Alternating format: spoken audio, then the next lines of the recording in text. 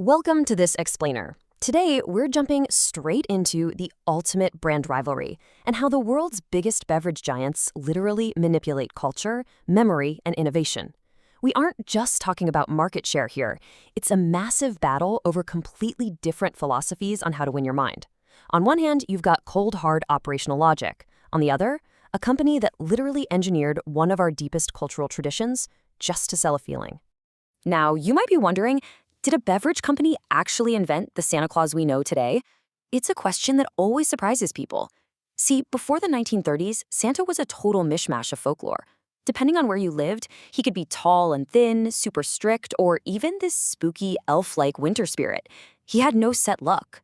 But one company saw the sheer power of standardizing that myth.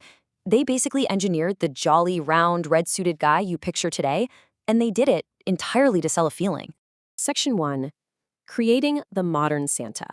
So the absolutely crucial thing to understand here is that Coke wasn't trying to sell you ingredients, carbonation, or even a specific flavor profile. Nope.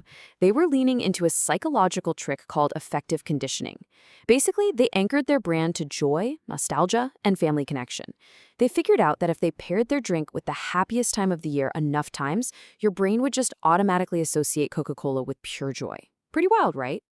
To actually pull this off back in 1931, Coca-Cola brought in an illustrator named Haddon Sundblom, and his strategy was absolutely brilliant. First off, he totally ditched the strict, cartoonish drawings of the past, and instead used live models to create this really warm, relatable, grandfatherly face. Then, he put this new Santa in everyday, ordinary moments. Reading letters, raiding the fridge, just resting in a comfy chair. And most importantly, he dressed him in bright, joyful red. And not just any red, the exact shade of Coca-Cola red. This right here is what marketers call cultural saturation. Coke didn't just run an ad. They flooded the world. They blanketed magazines, newspapers, shop windows, tying their soda directly to family holiday rituals. They made their Santa totally impossible to ignore. Fast forward a bit to the 1990s, and they launched those iconic glowing Christmas trucks. They essentially stopped traditional holiday advertising and literally became the decoration itself. Over decades, Coca-Cola's red and Santa's red just became completely inseparable in our collective memory. Section 2. Selling memories, not taste. Which brings us to the legendary taste wars. Back in the 1970s, the Pepsi challenge proved a hard logical fact. 50% of consumers actually preferred Pepsi's sweeter taste in a blind test. Well, Coca-Cola panicked. They assumed their product was broken, completely abandoned their historic recipe, and launched the disastrous new Coke in 1985. And the result? Just 79 days. New Coke lasted barely over 2 months on the market before the company completely surrendered to a massive public revolt. But here's the fascinating twist. People weren't revolting because New Coke tasted bad. Actually, a lot of people liked it. They revolted because Coca-Cola messed with a cultural staple. As one analyst brilliantly noted at the time, consumers weren't buying a flavor. They were buying memories. By changing that recipe, people felt like their childhoods, their traditions, their very identities were being tampered with. Blind taste tests strip away everything that makes a brand truly valuable. So yeah, Pepsi won the logic of the taste test, but Coke had already won the emotion of the culture. Section 3. A darker historical chapter. This immense strive for survival also led to a highly complex and, honestly, much darker chapter. During the Second World War, right when the U.S. entered the conflict, all syrup imports to Coca-Cola Deutschland, that was their German subsidiary, were completely blocked. The factory lines in Germany were literally about to grind to a total halt. So under the leadership of executive Max Keith, the subsidiary pivoted just to survive. Unable to get Coke syrup, Keith's team invented an entirely new drink using whatever random rations were available, things like whey and apple pomace. They called it Fanta. It's a stark, objective historical reminder of the extreme lengths the corporate machine went to just to maintain operations during wartime. Post-war, the Coca-Cola Company reintegrated the subsidiary and reformulated Fanta into the global orange soda we all know today. Section 4. The revenue reality. Let's see how this shapes up financially. When you compare their quarterly revenue, it reveals two totally different business models. PepsiCo brings in massive, highly volatile seasonal revenue, driven by its giant dual beverage and snack empire, hitting a staggering $29.3 billion in Q4 2025.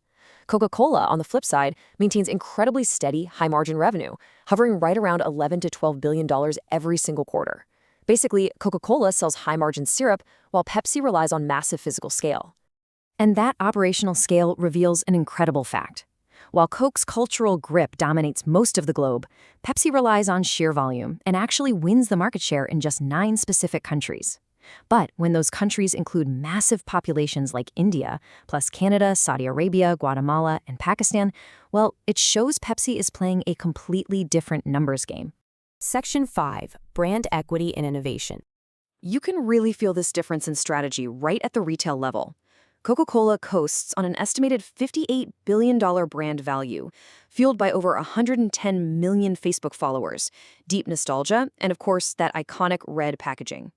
Pepsi's brand value sits much lower, estimated around $19 billion, leaning heavily into physical distribution and a super varied product portfolio. Yet here is the modern dilemma we're facing. Despite Coca-Cola inventing the modern Santa and basically dominating global culture, Pepsi actually beat Coca-Cola in the Q1 25 brand equity score. They led 72.5 to 68.0. Now, how is that even possible? Well, it really comes down to legacy versus innovation. Coca-Cola holds absolute power in perception and reputation. I mean, we love them because of cultural mainstays like Santa Claus. But Pepsi?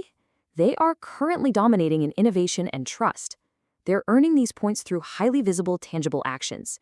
Things like deploying massive fleets of Tesla electric semi-trucks and expanding into health-forward snacks. Pepsi's operational moves are winning modern consumer trust way faster than Coca-Cola's historical campaigns. So, we end up here.